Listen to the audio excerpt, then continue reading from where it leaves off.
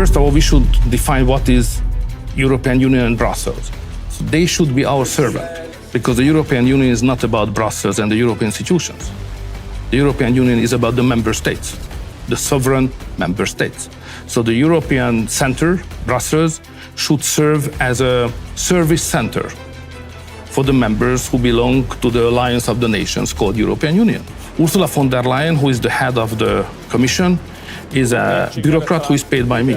We begin with a new shocking challenge in the heart of Europe. Repeated strikes on a critical oil transport artery known as the Druzhba pipeline, its name meaning friendship in Russia, has disrupted long-standing energy flows from Russia into Hungary and Slovakia.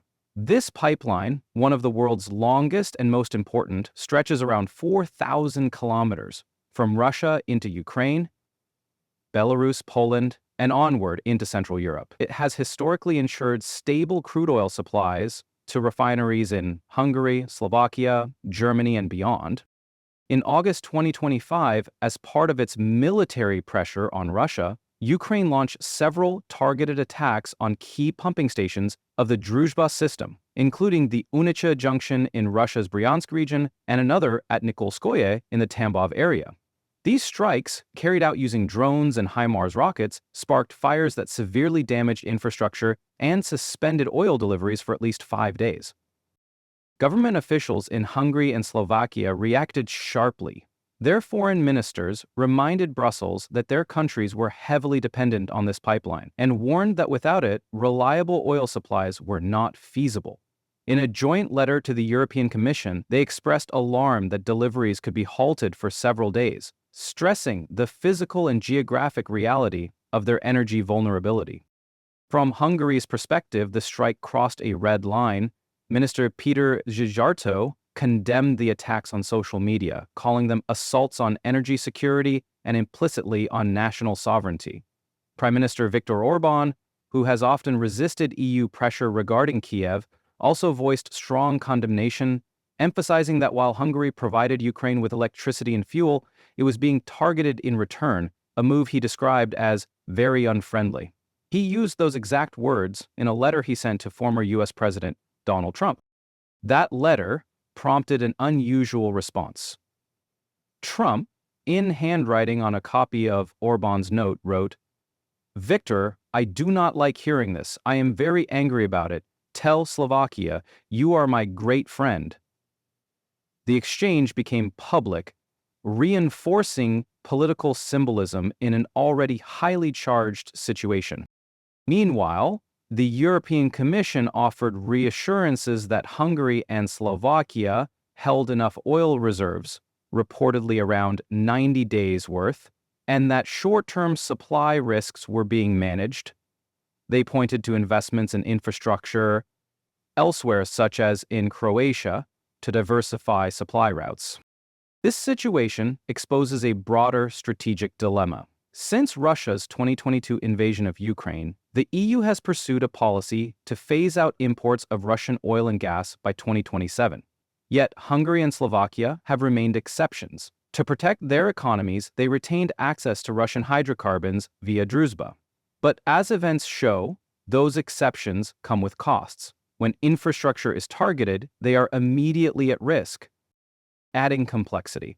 This is not the first energy tension in the region involving Ukraine, Hungary, and Slovakia. In 2024, after Kiev imposed sanctions on a Russian oil company, which disrupted its ability to ship oil through Ukraine to Hungary and Slovakia, those governments threatened retaliatory measures, such as blocking EU fund disbursements or military aid, unless their concern was addressed. Again, Brussels chose not to escalate, arguing the sanctions had not undermined supply, yet the public reaction highlighted the fragility of solidarity when energy security is under threat. The European Union has set out ambitious goals to end its dependence on Russian oil and gas by 2027. On paper, these targets reflect the desire to strengthen energy independence and deny Moscow the revenue that fuels its military actions. In practice, the picture looks different depending on where you are in Europe. Larger economies with access to seaports, such as Germany or Spain, have been able to diversify their sources more quickly. Others, particularly landlocked states like Hungary and Slovakia, remain reliant on the Druzhba pipeline. Geography has made it much harder for them to switch suppliers, and infrastructure investments that might offer alternatives are either incomplete or not sufficient to cover demand. This has created a paradox. While EU leaders stress the importance of moving away from Russian energy, two of their member states remain locked into an old system. That dependence means every strike against the pipeline is not just an inconvenience, but an existential threat to their economies. It is a situation where political aspirations collide with physical realities, leaving Budapest and Bratislava exposed to risks that others in the bloc can afford to downplay. The human cost of this vulnerability cannot be dismissed. When governments warn that refinery operations are at risk, they are also pointing to the possibility of fuel shortages, higher prices for electricity and heating, and disruptions to industrial production. For ordinary citizens, that translates into concerns about jobs, bills, and daily life. Energy policy may seem abstract, but its effects are tangible. Hungary's leadership responded to this crisis with a sharp rebuke, directed not only at Kiev, but also at Brussels. Prime Minister Viktor Orban declared that his country would not be intimidated, insisting that Hungary's vital interests would not be sacrificed for political posturing. His message was not simply about defiance toward Ukraine. It was also a signal to the European Union. Silence in the face of threats to member states' energy security is unacceptable. Slovakia soon aligned itself with this position. Its leaders joined Hungary in sending letters to EU institutions, making clear that the pipeline was essential for their survival as modern economies. The wording left little room for ambiguity. Energy supplies were not negotiable, and any suggestion that these states should quietly absorb the impact of repeated attacks was rejected outright. This collective stance marked a turning point. For the first time in years, smaller member states openly confronted the European Commission over what they saw as a failure to defend their core interests. They were no longer content to be passive recipients of decisions taken in Brussels. Instead, they placed their grievances firmly on the record and demanded recognition. The reaction from EU institutions was muted. Public statements focused on technical assurances, such as the existence of emergency reserves and the possibility of rerouting supplies through alternative infrastructure. Yet the lack of a strong political message left many in Budapest and Bratislava feeling abandoned. Silence, in this context, carried weight. It suggested that symbolic gestures of solidarity with Ukraine were considered more important than practical solidarity with fellow EU citizens. This perception of selective solidarity has become one of the most damaging aspects of the crisis. Leaders from Hungary and Slovakia point out that while high-ranking EU officials frequently travel to Kiev to demonstrate support for Ukraine, they appear far less vocal when member states within the Union face immediate threats. To many observers, this looks like a double standard. On one side, a willingness to take risks for symbolic political purposes; on the other, a reluctance to confront uncomfortable realities at home. Accusations of hypocrisy have deepened the sense of division. While Hungary and Slovakia are criticized for their continued dependence on Russian oil, other countries within the Union have been accused of quietly finding ways around official restrictions. Reports of Russian fuel entering Europe through indirect routes, relabeled or reclassified in third countries, have circulated widely. For critics, this highlights a gap between public declarations and actual practice. States that openly acknowledge their dependence are treated harshly, while those that conceal it behind trade arrangements are tolerated. The effect of this perception is corrosive. Trust, which is supposed to be the foundation of European solidarity, erodes when some members feel judged by standards that others are allowed to bend. Once confidence in fairness is lost, alliances weaken. That weakening can have far-reaching consequences, extending beyond energy to the political cohesion of the Union as a whole. Another layer of complexity comes from the role of external actors. The correspondence between Viktor Orban and Donald Trump, with the former US president offering strong words of support, underscored how quickly outside powers can fill a vacuum left by Brussels. For Hungary and Slovakia, Trump's gesture carried symbolic reassurance that their concerns were being heard at the highest level, even if the response came from outside the EU framework. This raises important geopolitical questions. What does it mean when EU member states feel more supported by Washington than by Brussels? How sustainable is a European project in which the instinct is to turn to external allies for validation rather than relying on the Union itself? Such dynamics create openings for foreign influence, which can reshape alliances and priorities in unpredictable ways. For Ukraine, the consequences are particularly sensitive. By targeting infrastructure that runs through its territory, it has sought to increase pressure on Russia.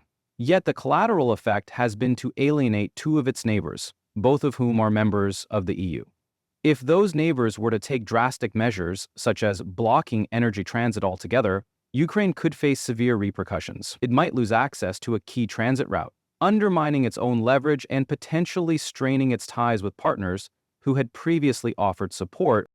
The risk is that Ukraine may unintentionally weaken the very solidarity it depends on. The narrative of unshakable European unity has been central to Kyiv's international strategy since 2022. Cracks in that unity, particularly when they involve frontline states whose cooperation is essential, could shift the balance of the conflict in unexpected ways. At the same time, the implications extend to NATO. If EU members openly pursue different approaches to the same crisis, the coherence of the transatlantic alliance could come under strain.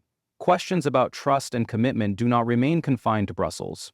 They resonate across the Atlantic, where policymakers assess whether European partners can maintain common ground in the face of pressure.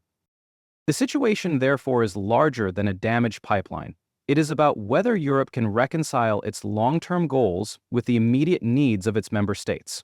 It is about whether principles of solidarity can survive when confronted with the harsh realities of geography and dependency.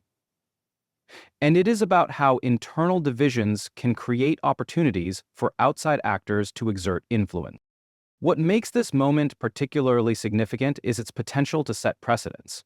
If Hungary and Slovakia succeed in forcing Brussels to acknowledge their position, other member states may be encouraged to adopt similar tactics when their interests are threatened.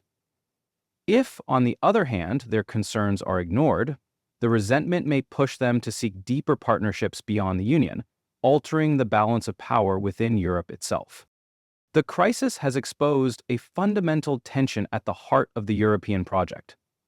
Is it primarily a political union, built on values and shared aspirations, or is it a practical arrangement that must accommodate the divergent needs of its members? The answer to that question will shape the future of the bloc in ways that go far beyond energy policy. In the immediate term, the challenge is practical. Will Brussels move to provide explicit guarantees and stronger political backing for Hungary and Slovakia? Or will it continue to rely on technical reassurances that may not address the deeper concerns about fairness and solidarity? Each day of silence or inaction increases the sense of isolation felt by those most affected. Ultimately, the crisis is a test. It tests the resilience of European institutions, the patience of smaller member states, and the credibility of promises made in the name of unity. It also tests the ability of leaders to balance long-term ambitions with short-term necessities. The outcome will not be decided overnight, but its significance will be remembered for years to come. When historians look back, they may view this episode as a turning point. It could be remembered as the moment when cracks in European unity began to widen into fractures, or as the moment when leaders recognized the dangers and found the will to repair them. The choice lies in how the Union responds now. The strikes on the Druzhba pipeline were more than acts of war against infrastructure. They were signals that energy remains a weapon, one that can divide allies as easily as it can pressure adversaries. For Europe, the question is no longer abstract. It is immediate and real. Can solidarity endure when tested by both external attacks and internal divisions.